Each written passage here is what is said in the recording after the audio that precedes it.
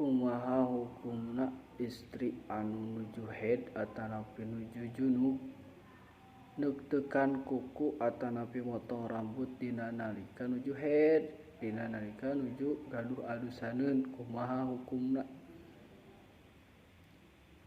Bahasa anu kapendak teh aya 3 anu kahiji yukrahu dimakruhkeun motong kuku, dimakruhkeun motong rambut, dimakruhkeun dibekam, dimakruhkeun miceun anggota badan nu sanesna dina nalika nuju gaduh alusaneun tanapi nuju emen. Eta hukum kahiji dimakruhkeun. Anu kadua yusannu disunatkeun henteu motong kuku kade.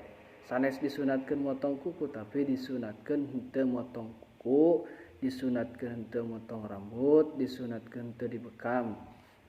Ya. Terus anu katilu nyaeta bahasana teh dina kitab la yambagi henteu pantes.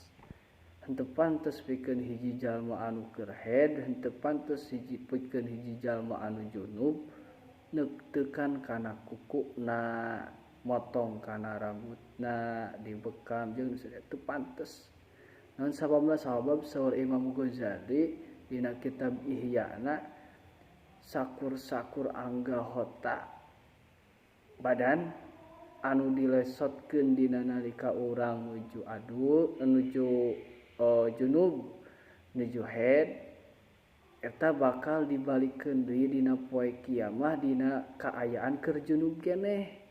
Tah eta pendapat Imam Ghazali.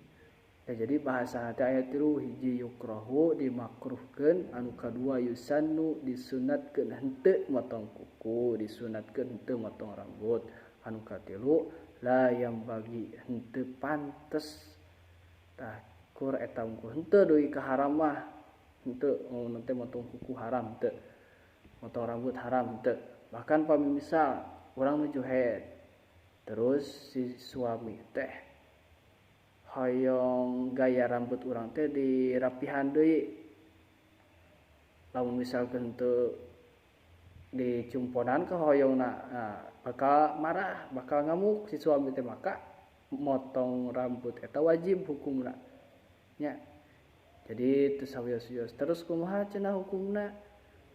Rambut anu marurag, kuku anu parantos diteuk-teukan naha wajib teu diadusan?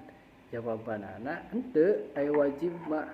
Bahkan pami misalkeun rambut mah teu kedah dikumpul-kumpul kana kertaskeun, engke pami misalkeun beres haidna diadusan bareng teu kedah kitu aya ceuk dina hukum mah. Ngan lamun misalkeun hoyong kitu nya teu naon, berarti kenging pasunatan.